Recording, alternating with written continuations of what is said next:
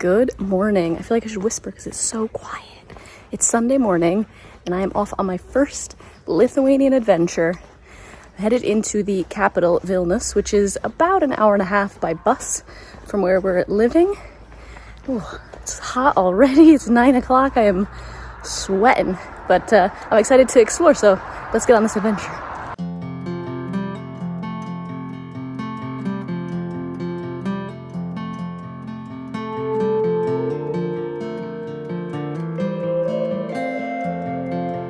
I arrived at the Vilnius bus terminal exactly an hour and a half after the bus promptly left Utena, and I made a slow walk from the bus station to the old town where my hotel was. I walked past the city's biggest market, Halis Market, and headed inside to have a look at what was on offer. There were sausages hanging, fresh bread, cheese, and pickles, and little cafe stalls with pastries and coffee. It was a Sunday, so there wasn't a ton of stuff open inside, but it was still nice to explore. So I'm just making a slow walk to my hotel from the bus station to the old town where my hotel is. I can't check in for another hour, I don't think. So I'm just gonna enjoy stopping at some of the sites. There's plenty to see along the way. I've pinned my map all over the city, so I'm excited to see some of the sites and show them to you too. I've never been to this region of the world, so I don't have anything to like grasp onto in terms of like what it all looks like. I mean, it reminds me a little bit of Copenhagen, the architecture, but it's different. Like, look at these things, so beautiful.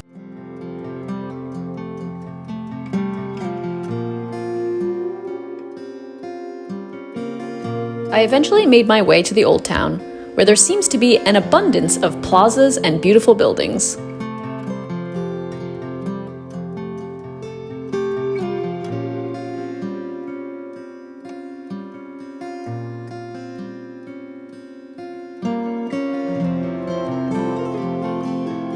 I was able to check into my hotel, Litterp guest house, which is absolutely right in the middle of the old town and the main tourist street, and only a block away from the Cathedral and Getamenas Hill.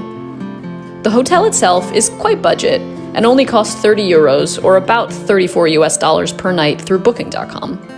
I'll link below as always to the room, which had a private bathroom, had a ton of maps and information for things to do around town, and a helpful team at the front desk when I had any questions.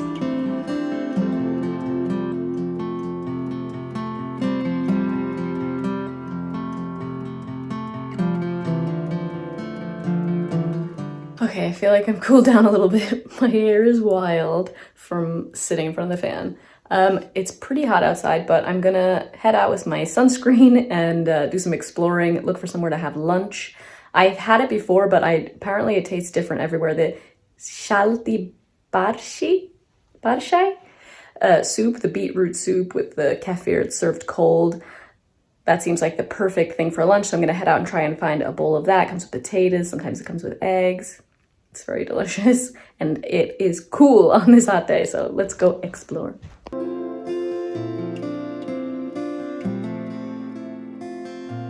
I strolled past St. Anne's Church on my way to lunch, a 16th century brick Gothic Catholic church. Not long after I left my hotel, I stopped into a restaurant that several people had recommended I go for traditional Lithuanian food.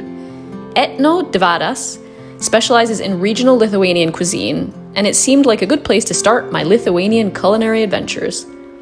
I had the beet soup, shalti barshai, as well as a raspberry tea. Then I tried cheese curd dumplings, varškės virtinukai. I learned quickly that varškės is cheese curd, and I have since been ordering anything I see with this word in it.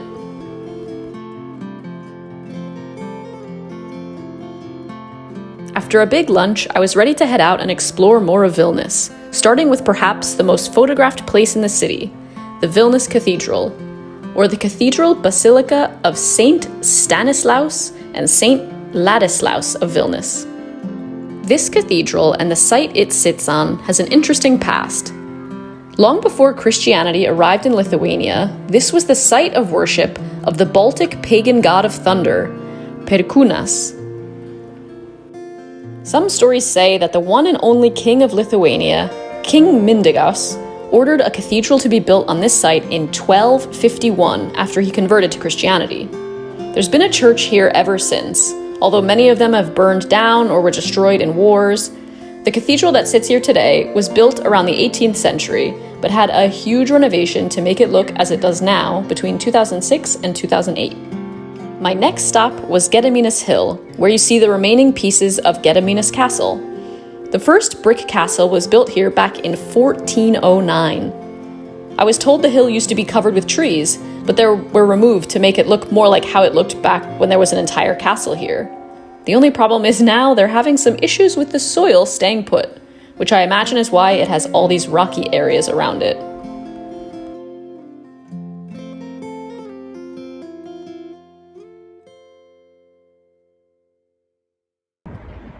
Wow, it's so beautiful up here. I just walked up here. It literally takes like 5 minutes to walk up. It's not very steep or long. There's stairs, it's paved all the way up. And then when you get to the top where the tower is, you can pay to go into the tower and up. I think it's €1.50. I'll double check on my way out, but it's free to come up here and take in these views. Look at these red roofs. I could be in Bologna. It's so beautiful. And then on this side, you have like a totally new modern city with skyscrapers, and the river splits the two parts in half. Like, it's so beautiful, and it's so green. It's just as lush and green as it is in the town where we live. And this is the biggest city. I know this is probably gonna go in a couple of months when it starts to get cold, but look at it right now. You can walk to the top of the hill for free, or take a cable car from the bottom. Once at the top, you can pay €5 to go inside the tower. The views from here were some of the best in the city that I saw during my short trip. You can see the old town, the river, and the more modern buildings as well. It was a true 360-degree view. That's when I spotted my next stop, the Three Crosses. It took about 15 or 20 minutes to walk from the top of Getamenas Hill, back down, across the river, and back up to the Three Crosses, but it was mostly shaded and incredibly easy to find. I took a few wide-angle photos of the crosses. I read that there has been wooden crosses on this hill in some shape or form since the early 17th century. This monument is now made of reinforced concrete and was constructed during the Lithuanian independence movement in 1989. Getamenas Tower and the Three Crosses from the ground look like they're so high up. But if it wasn't, I can't believe how much I'm sweating. If it wasn't so hot, this walk would be super easy. It's not very far. It took me like 10 minutes from where like the little parking lot is to walk up here. Thankfully there's lots of shade, but it's so hot. So yeah, I highly recommend maybe not coming to Vilnius in July in the middle of a heat wave. But yeah, it's really cool. It's really beautiful. Again, like all the walks, you're walking through these parks. Like, is Lithuania just one big park? It's so beautiful. I'm now going to walk down to the neighborhood that is known as Ujupis, I believe. And yeah, it's supposed to be a little bit bohemian, a little bit artsy, and check that out. I think there's some really good street art, and just go for a wander.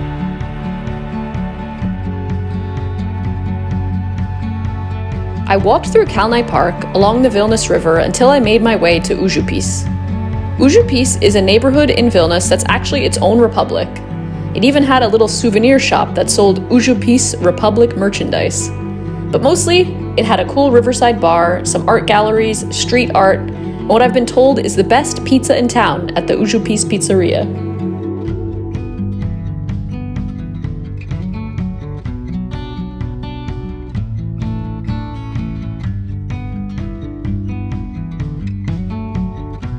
Eventually, I left Ujupis and headed back to the old town for a cold beer, a potato sausage, and some people watching before calling it an early night and preparing for another day of walking around and exploring.